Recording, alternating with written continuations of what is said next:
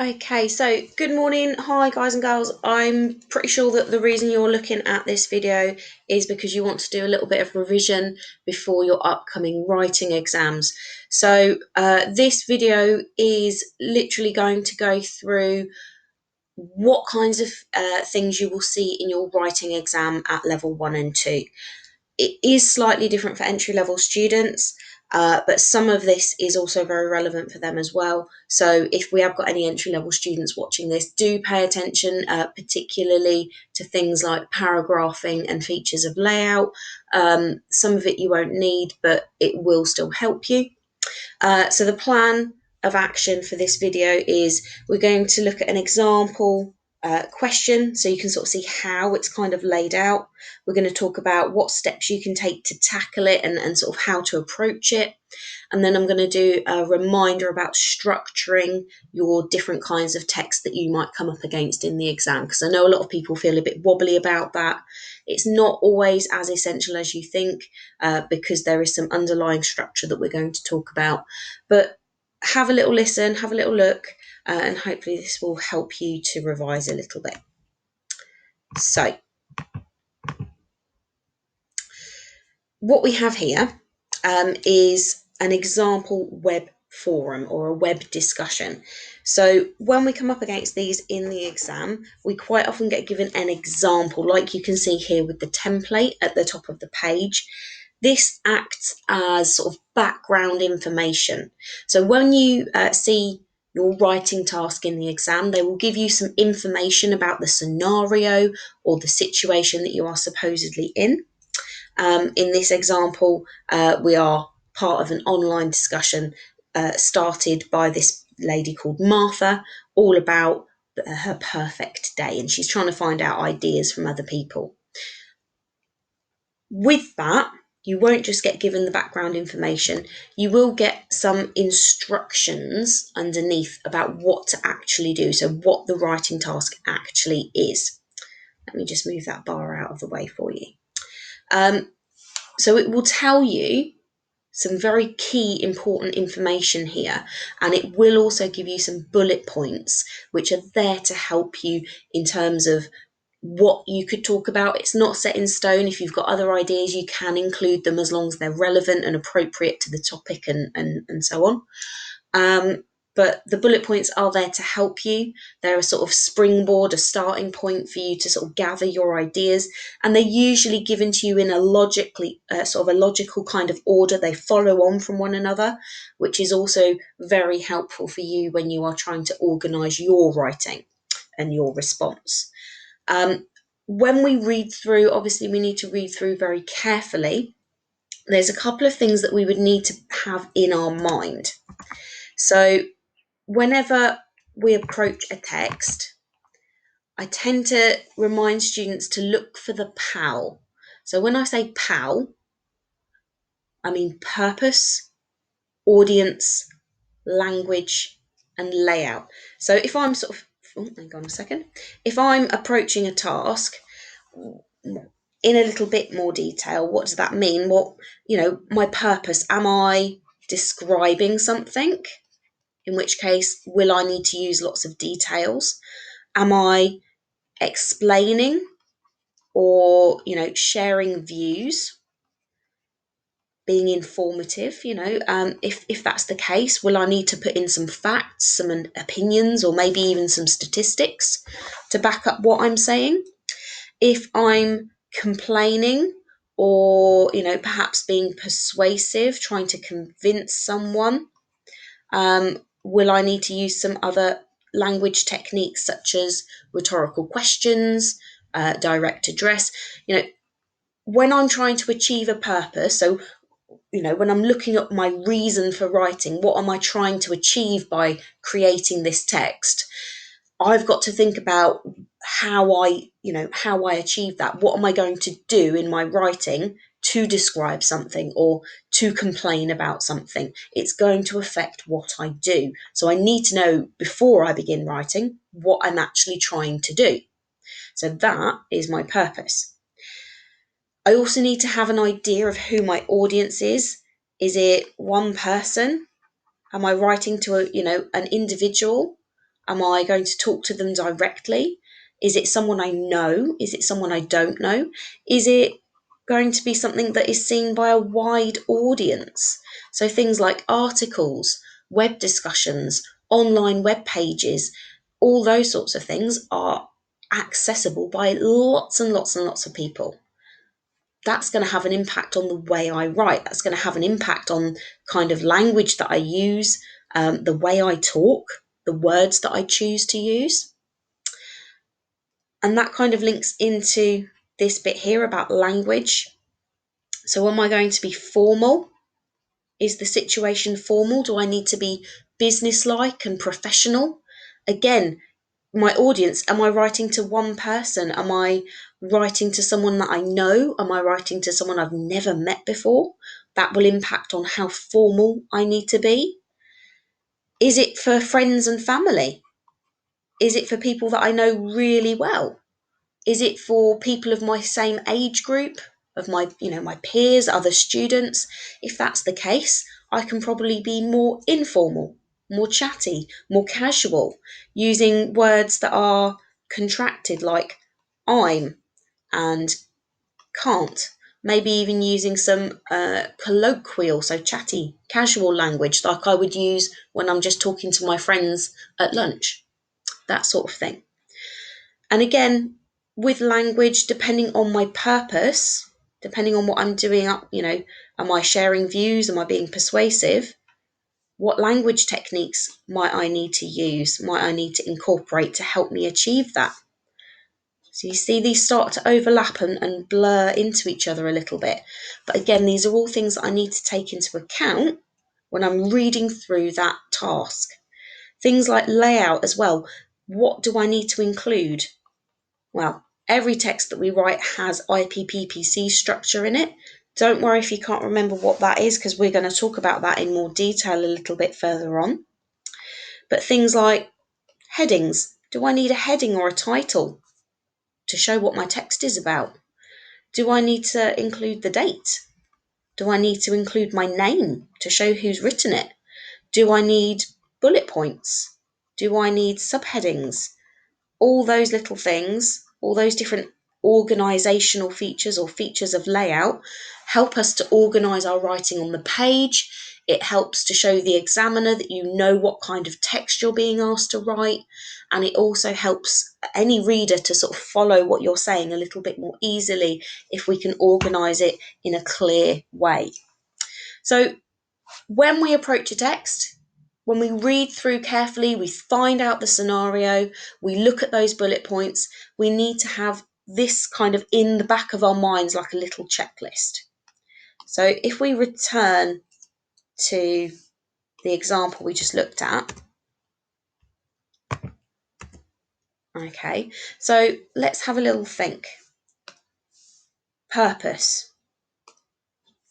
Well, here in the bullet points, it uses the word describe and it uses the word explain.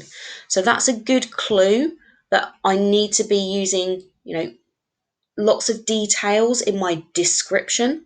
Again, if I'm explaining, I'm giving information. So I might be giving opinions about, why it's my perfect day. I might be using facts about the place that I want to go if I want to go out somewhere. We're going to be sort of incorporating different aspects here. It might not be solidly one purpose or another. There might be a mixture of things that we need to incorporate. So again, it's very important to sort of to look for this and to pick up on that before you begin writing. Audience. Okay, so I'm writing on a web forum. A web forum is online, so that's going to be a wide audience. Lots of people could see that and read that online. So that will sort of impact the kind of language that I use. I might be more chatty, casual. I might be more friendly, or what we say, informal. Remember that word, informal, where we're sort of more relaxed, if you like. And in terms of layout, I'm going to look at things like including my name, the author's name, separating points and ideas into paragraphs. I might even have a post subject. You can't see it because it's hidden by this box here, but at the top there was a little box that said perfect day, and that's what we call a post subject. It's like a heading, and it tells us what the text is going to talk about, what the topic is. I'd include one of those as well. So as I'm reading through my task, little sort of bits are sort of pinging in my head. I'm thinking, I need this, I need to do it this way, I need to add this in. These clues are in there in the task to help you. They're not there to trip you up. Okay, so it is really important that you read that task really carefully and use it to your advantage, really. So let's just recap. If we read through a task, think about PAL. So think about your purpose. What is the reason I'm writing this text for, other than that I'm in an exam? Who is the audience? So is it one person, lots of people? Is it someone you know? Is it someone you don't know? Think about the format and the layout. So do I need any particular extras like headings, subheadings, addresses and so on? Do I need any extras in my text? And again, language. Do I need to be formal? Do I need to be informal? Do I need to try and use some of those language techniques linking back to help me with that purpose? So there's a whole sort of host of things to just sort of be looking at as you're reading through and taking on board when you're taking in that information. This is why it's so important to spend a few minutes just reading through the task and gathering your ideas. If you are doing your exam on paper, you can in fact highlight, you can in fact underline or annotate that task if there's anything important in there to help you. And where the bullet points are, you can make notes if you want to. Those of you that are doing your exam on the computer, make sure you take a pen with you. You can put your hand up and ask the invigilator for a piece of paper. So where you have that question on the screen in front of you, you can sit and make notes if you want to. Not everybody likes to plan, that's absolutely fine. But if it helps you to focus on those bullet points, make a few notes of what you could talk about, do it. It could be so worth it for you to just spend a couple of minutes organising yourself at the start before you begin writing. Quite often, students sort of just dive straight in and then they run out of things to say. They put all their points together in the first paragraph rather than separating them out into different ideas and chunks. And then they kind of run out of things to say and they sort of sit there and go, what am I going to do now? So spending a couple of minutes at the start just to think about what we could say, where we've got different ideas, where we need to separate them, can really benefit you in terms of structure. Also, when we read through a task brief, make a note of any particular spellings that they give you. So if they use any technical language, if they use anybody's names, so if like you're writing a letter or an email to someone, they'll give you the name of that person, or particularly letters, they will give you the address of the person you're writing to. Make sure that you use the spellings they give you. They're there to help you. They're not trying to trip you up. But if the examiner sees that you can't even sort of copy over and use that same spelling, they are going to think, have they checked this? Have they double checked and read through for spellings? Again, just use it. It's there to help you. Okay. Step 4, when you write your text, when it comes to organising your text, there is an underlying structure that we use all of the time.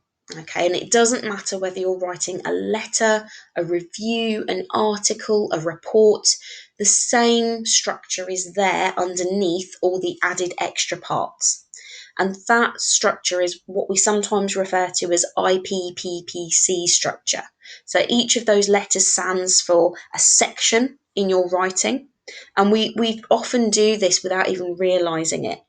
The first little section is the introduction, usually around 1 or 2 sentences, where we tend to introduce what we are talking about or why we are writing to that person, what we hope to achieve. We might sort of say what our purpose is in writing. before we sort of move on and get into the details. We would then use paragraphs through that main body, that main chunk of writing, to separate our ideas clearly. At the end of our piece of writing, again, we would probably use 1 to 2 sentences to conclude what we are saying. So to finish off any last points, any reminders, any key things that we want to say to our audience, we would sort of summarize those in the last couple of sentences. And each of these sections would be separate on the page. We would leave a line space in between each one so it is clear where each chunk is. And as I said, even if we struggle and we forget, we don't remember necessarily all of the extra parts that we might need, say if we were writing a letter, if we get funny and can't remember where the addresses need to go and so on, we can still go for this IPPPC structure, and it can still organise our writing in a clear, logical way, and we can still show the examiner that we can make our writing work in a sort of, organised fashion. So we can still pick up marks for sort of structure and what we say composition, so how we've kind of put it together. So it is really important that we remember the IPPPC structure, even if we struggle to remember the different layouts with different kinds of texts. Step 5, so once we have written our text, we need to give ourselves a few minutes at the end just to proofread and check for errors. You've got to remember, guys and girls, that you are under a time limit, you're under pressure. So it's not like when we're in the classroom and we've got, a little bit more time to relax and to double check at leisure. We haven't. We type under pressure, we write under pressure. It's easier to make mistakes that we wouldn't necessarily make normally at other times. And a key area to focus on with this is the spelling, the punctuation, and the grammar. So spellings, like I said, double checking that we used the same spellings from the task brief, and any sort of other key words, making sure that they are spelled correctly as best we can.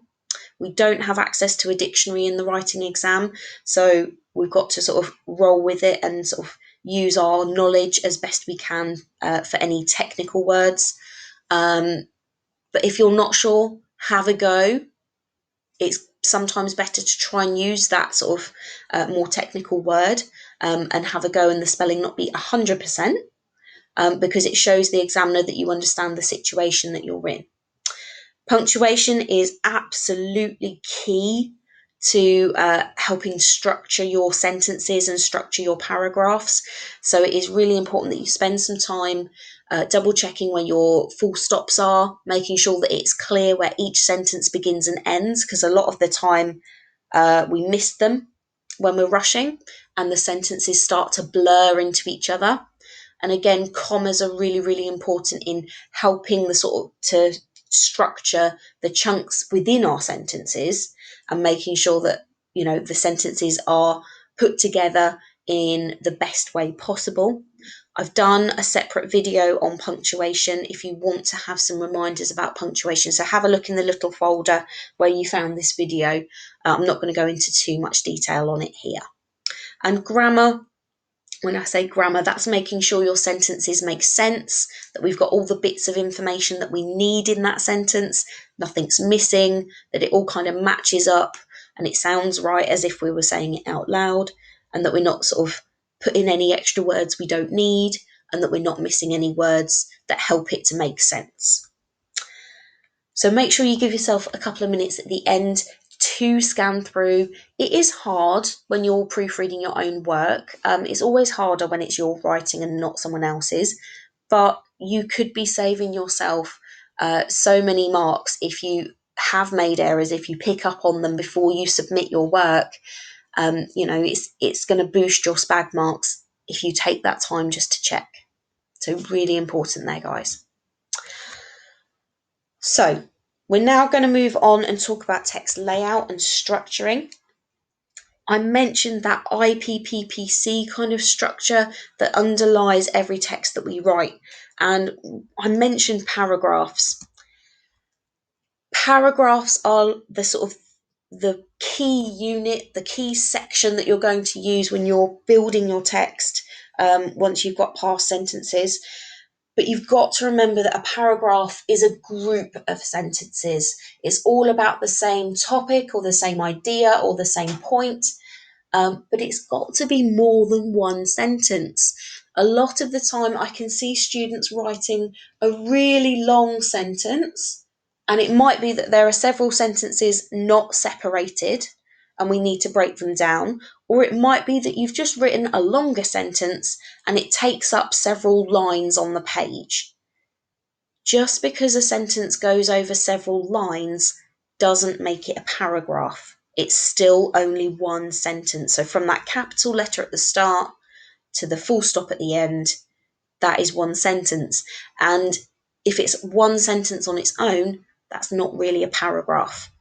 Now, there's not any sort of set number that there must be. It hasn't got to be 3, it hasn't got to be 5 every single time, but it has got to be more than one sentence. So at least 2 sentences to make it a paragraph. And making sure that when you come onto a new point or idea, we don't put them all together in one paragraph, that we separate them out into different chunks. And to show that we've started a new paragraph, we can either indent, which is where we come in from the side of the page and we leave that little gap, or we can come down 2 lines and we leave a clear line space before we begin the next block of writing. That's the one that most people do, but it's absolutely fine to do either, depending on what you've been taught to do in the past. What I would also suggest, though, to help organise your ideas, use those bullet points from the task brief, because they are going to help you with what you can talk about in each paragraph. You can also use words and phrases at the start of each paragraph to show that you've thought about what you want to say and what order you want to say things in. So you could do it sort of numerically. You can say sort of firstly, secondly, thirdly, lastly, to kind of organise your points in, how important they are. You can, if you're going to carry on the next paragraph in a similar way, you could say things like additionally, also. If you're going to sort of change and look at things from a different point of view, your next paragraph could start with words like however or on the other hand. So those kinds of words are a good way of structuring your writing and showing your examiner you've thought about what you want to say and the order that you're putting your ideas into. So we've said about this general kind of layout. Let me just move this bar at the bottom again. We've talked about this general kind of layout of IPPPC structure. So let's just sort of show that on the page. We'd have our introduction, paragraph 1, paragraph 2, paragraph 3, and our conclusion. And remember, we can use those linking words to help organise how we start each paragraph. Sort of firstly, additionally, however, lastly. There's all sorts of different words that you could use, not just those ones, to help organise our writing. And even if we forget other parts that we might need, as long as we've got this IPPPC structure, we're well on our way to showing the examiner that we know how to organise our writing. So let's get into the nitty gritty. Let's look at some specific examples of texts now. Letters. Okay, so let's try and move this bar. It's going to be in the way, guys, so I apologise. Let's just try and move it somewhere where it's not so in the way. So, letter layout. This is perhaps the most complicated text that we might come across. And it is for good reason, because there are so many extra sections. However, don't get too stressed out by them. Let's see what we can remember now. Let's run through, see if we can jog your memories. So your address is the first address. Your address goes first. You are the most important person, okay? And we follow that by the date in full. But what I'd like to just point out here, again, if I can just move that little bar, you can see here, we've left a line space, we've left a gap. Here, between the date and the next section, there is a gap. There is a gap between every section, and there will be gaps between the paragraphs here as well, but we'll come on to that in just a moment, okay? So each section needs to be clearly separated. We don't tag on that date onto the bottom of the address. Leave a line, make it clear. When I say put the date in full, the date needs to have the month written as a word, not a number. That's the formal way of doing it, and the letters that you're being asked to write are formal. We move on then. The second address would be the person who we are sending the letter to. So the formal way of saying that is the recipient's address. So the recipient is the person that receives the letter, links to that word. Another thing about addresses, guys, they will give you the address of the person that you're writing to, and each section of that address will be separated by commas. Each section needs its own line. So don't tag the street and the town together on the same line. Bring the town down below. The town and the county, they need separate lines. The postcode, they each need to go on their own separate line. So please, please, please make sure that you don't squish them together on the same line, that they come one after another on each line individually. Once we've got that out of the way, we need some kind of greeting, some kind of way of saying hello to the person that we are talking to. It is a formal situation, so we need dear. If we didn't know who it was, we would use dear sir or madam, very polite, or we could use to whom it may concern. But actually, in the exam, they give you the name of the person you're writing to. So if you're given their name, we use it. So, dear Mr. Walker, dear Mrs. Smith, whoever it is we're writing to, we would include that here in the greeting. This bit here, the subject line, that's optional. Not everyone was taught to use a subject line in a letter. It is a bit old-fashioned. It is simply a quick line, a bit like a title, to say what the letter is going to talk about. If you have been taught to include a subject line, please do. But if you haven't been taught to use one, it's okay not to. You don't have to. You're not going to lose marks if you don't include a subject line. So that is optional. The main body of the letter follows that introduction, paragraphs, conclusion structure. And again, at the end of a letter, we tend to sort of say things like, I look forward to hearing back from you, or thank you for reading this. Those kinds of things we can include in the conclusion there. And then we need some kind of way of saying goodbye. Again, very formal. We call that a closer. If you, hang on a second, let's move this bar out of the way so you can see what we're doing. If you used the name at the start up here, if you said, dear Mr. Smith, for instance, at the top there in the greeting, we've used their name. So down here, we need to use yours, and it definitely has an S on the end, guys. Capital Y, S on the end, yours sincerely. Now, I know a lot of people feel wobbly about the spelling of sincerely. It is one they would expect you to know at level 1 and 2. So please, please, please make sure that you learn this spelling. But a cheats way, if you know the word since and you know the word rely, so two smaller words, if you can get your head around since and rely, if you pop them together, you've got sincerely. So that's a nice way of approaching that one if you still feel a bit wobbly about it. And last but not least, we would expect to have the name. That's not going to come up, is it? Hang on. No, it's not letting me while I draw. Sorry, guys. Hang on a second.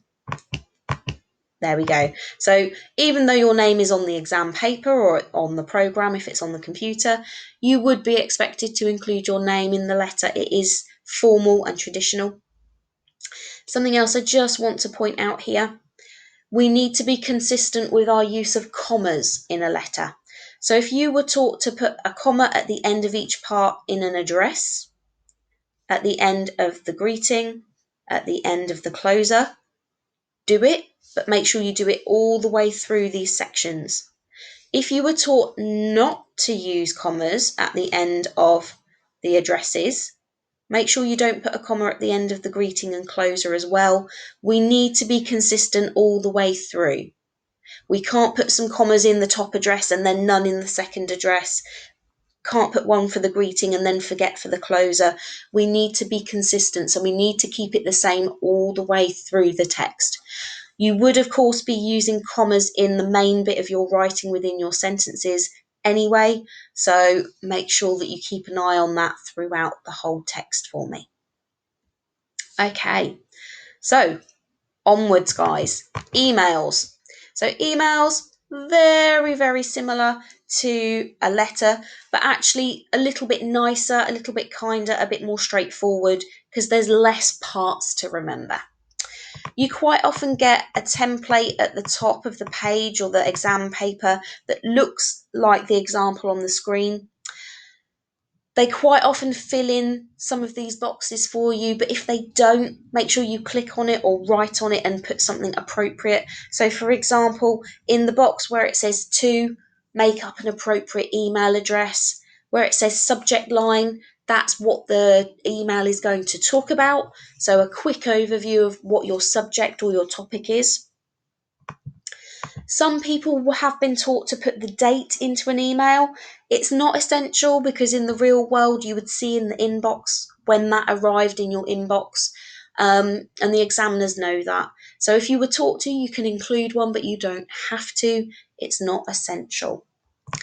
What we should be doing though is including a greeting, just like we did in the letters, using dear. So dear sir or madam if we don't know them, and dear Mr. Walker if we know their name, for example, we should be using it. Emails can be formal and informal. So if they ask you to write an email to a friend or a family member, don't write dear friend, don't write dear family member. Make up a name. Dear Auntie Jean, dear Sarah, dear Katie, whoever. You can make it up if you need to in that situation. At the other end of your email, we need a closer again, so some way of saying goodbye or signing off. You can use sincerely like we did in a letter. It's again not strictly speaking traditional for an email. We tend to use kind regards is nice and formal and polite, or we could use regards on its own. That's a little less polite, but still quite formal. Things like best wishes. If it's a family member, is still quite good. Something like that, just to sign off at the end here. And then, of course, we would expect to put your name at the end as well. Okay. The main body, as we've discussed, would follow the sort of introduction, paragraphs, conclusion kind of structure. Emails tend to be a shorter task, so we'd probably only see 2 main paragraphs in the body of that email, but that's appropriate to the task and the situation and depending on how much you've got to talk about there. So let's just clear all my scribblings off the screen. Okay, so reports. Reportive writing is talking about something that has already... Oh, hang on a second. Reportive writing is talking about something that's already happened. So it might be based on an event that took place. It might be based on an incident such as a crime or a complaint, or it might be sort of like an accident has taken place. And we tend to follow just the IPPPC structure in the main piece of writing. A couple of extra things that we might include are a heading, so just a brief sort of nod towards whatever it is we're talking about. So accident report or complaint about restaurant or something like this. I would include the date that you're writing and your name. That's quite, traditional. That's the sort of thing we would expect to see in a report. But when we get into this sort of main body, the sorts of things that we would talk about include the 5 W's, 1 H. And what I mean by that, I would probably say who was involved, what happened, where it happened, when it happened, and possibly, so like a health and safety incident, why or how it happened. So if Billy managed to trip over a cable in the workshops, I'm going to tell you that it was Billy that was involved. I'm going to tell you what happened to Billy, that it was in the workshop, that's where it happened. It happened on Monday, for instance, and it happened because he tripped over a cable because, Jake forgot to put the wires away or something. So with a report, we're talking about an event that has already happened. Even if we weren't really there and we're making it up, we need to imagine the sort of the who, what, where, when, why, and how of the situation, and we need to communicate that in here. We might give details about what we saw and sort of experienced. We might make some suggestions about what they could do in future, but those are sort of the key things that we would include. Okay, guys, so after reports, we're going to look at articles. So articles are in fact very much built on the IPPPC structure. We would see, oh, hang on, you can't see that. Let me get the black pen. So we would have some kind of introduction at the start that tells us what the article is going to discuss. We would have different ideas in different paragraphs. And again, some kind of conclusion to sum up the ideas talked about at the end. There's just a few added extras to help show the examiner that you know what an article looks like. Remember, an article is an informative text usually. We see them in newspapers, we see them in magazines, and we see them a lot online. We wouldn't expect you to be including images and text boxes. We wouldn't have time for that in an exam. The examiners are well aware of that. They know you're under a time limit. So it won't look quite the same as what you would see in the real world. But there's certain key features that we would see in the real world that we can use as well to help organise our writing. And that is to use a heading or a title, that's the normal word for it, at the start of your text, and that tells us what the whole text is going to talk about. And then we might have some subheadings throughout the text. These are mini little titles that tell us what that section is going to be about. So these subheadings, you could have 1 or 2, you could have loads, it depends on how much you've got to talk about. They're there to break up the text. They help the reader to sort of skim through and find the section that they want.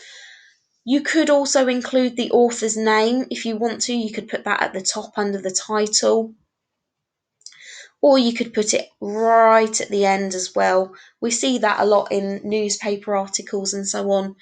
And that's a nice little nod. It shows the examiner you know what articles look like in the real world and that you can organise your writing similarly when it comes to an exam.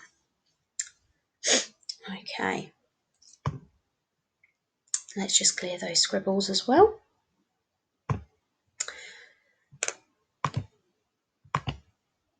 Reviews. We see a lot of these online these days. Sometimes they are in newspapers and magazines, but not so often anymore. A review is essentially giving opinions about a product, a service, a place, whatever it is, you're giving your views on it. And it does follow that IPPPC structure, but there's a couple of added extras we would like to include as well. So things like a heading at the top that tells us what it is you are reviewing. Introduction, paragraphs, of course, clearly separated. Conclusion at the end to sum up how you feel overall. And to help with that, hang on a second. To help with that, we have a lovely thing called a rating. Now, online we often see things like a star rating, like this one here, so like a sort of picture or an image of some kind, you won't be able to do that in the exam. So my suggestion is that you use a numerical score, something like 4 out of 5 or 2 out of 10, to give a rating, to give an overall view about that product or place that you have been. That's a really good clue that you know what a review looks like when you include a rating. Another key thing that we can do is to include the author's name. That's quite typical online of reviews. Some people use a username or a nickname to protect their identity, but we would expect to see that. Sometimes we see where the person is from, but you don't have to include that. That would be sort of a safety issue online. What I would suggest when you sort of tackle and structure your paragraphs, I would talk about the good things, the good positive aspects of whatever it is you're talking about. Talk about the positives in paragraph 1. I would then talk about the negatives, keep it separate, so negatives in a separate paragraph. What are the bad bits? I would then put the suggestions into paragraph 3. So if things were really bad, what could they do to make it better next time? What would you like them to do? Would you like them to refund you or give you a voucher or, train their staff, that sort of thing? Give them some suggestions on how they can improve. That's a very good way to structure your review and keep your ideas neatly separated when it comes to organising what you want to say. Okay, nearly there, guys, nearly there. One more to look at. We've talked about web discussions very briefly when we were looking at that example at the beginning of the PowerPoint. And this is just an example of one that has come before. They vary. They vary in the real world depending on the website or the social media platform that is being used. But there are certain features you might see. So you might see what we call a post subject, which is like a title or a heading that tells us the topic of what is being talked about. You might also see the time and the date that it was posted online. You might not. Quite often we see the name of the person that was writing. Again, it could be a username or a nickname for safety reasons. Sometimes that is at the bottom after the writing is finished. Sometimes, like the example we saw at the start, it can be at the beginning before they start talking. You would need to use paragraphs to separate your points, like we would in any piece of writing.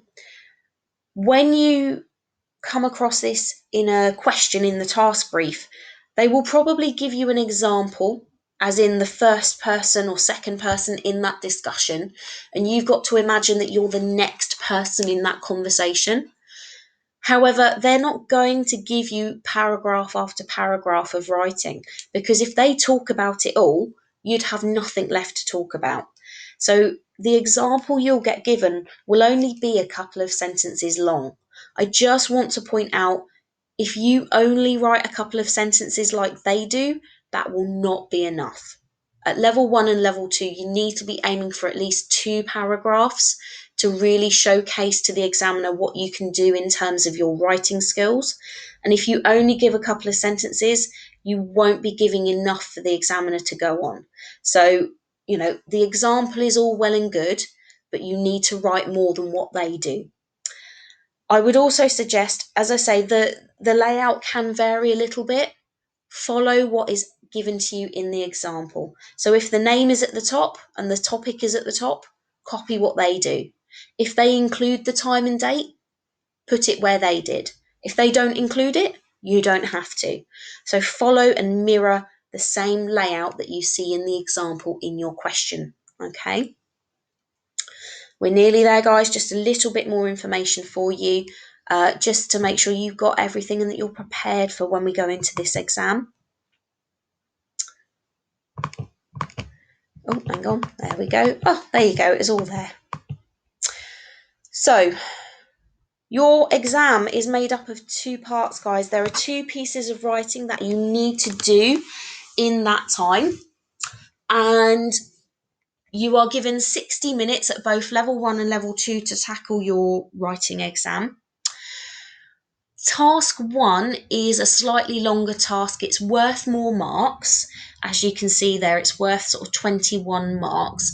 So it is worth spending slightly longer on the first task. My suggestion is that you spend around 35 minutes on task 1. Task 2 will be a shorter task. So again, it's worth less marks. It's 15 marks overall, and you need to spend a little bit less time on it. I would suggest around 25 minutes. You can see there from the word counts again that they're expecting you to write slightly more and slightly less for each task. Keep an eye on the time. There will be a clock in the exam room and again on the computer if you're on the computer. Keep an eye, because you don't want to spend too long on task 1. Yes, we want to spend a little bit more time on it, but if you're not careful and you spend too much time on it, you then miss out on the second one. And if you don't spend enough time on it, you won't be able to pick up enough marks from it. Your marks come from composition, so how you put your text together. So things like the purpose, the audience, the layout, how are you adapting your writing for the situation, and so on. And some marks come from spelling, punctuation, and grammar. So that's what SPAG means, which is why, as we've said, it's so important to spend a few minutes at the end just double checking your writing, making sure you're happy with it, that there's nothing missing, nothing in the wrong place, that it is as good as it can be. Obviously, if you get extra time for whatever reason, that 60 minutes is going to be a bit longer. But again, you just need to be very careful, keep an eye on the time, make sure that you don't miss out on the second task. Because if we don't tackle that second task, you're not necessarily going to pick up enough marks in task 1 to pass. We need around 21, 22 marks to pass overall. So that is why it's so important to be having a go at both of them fairly and not to sort of do yourself out of time on the second task. Other than that, guys, if you've got any questions, you can message us on Learn, you can speak to your tutors, you can email me at gabby.merry@cwa.ac.uk. And good luck next week in your writing exams. If you, as I say, any questions, just drop us a message.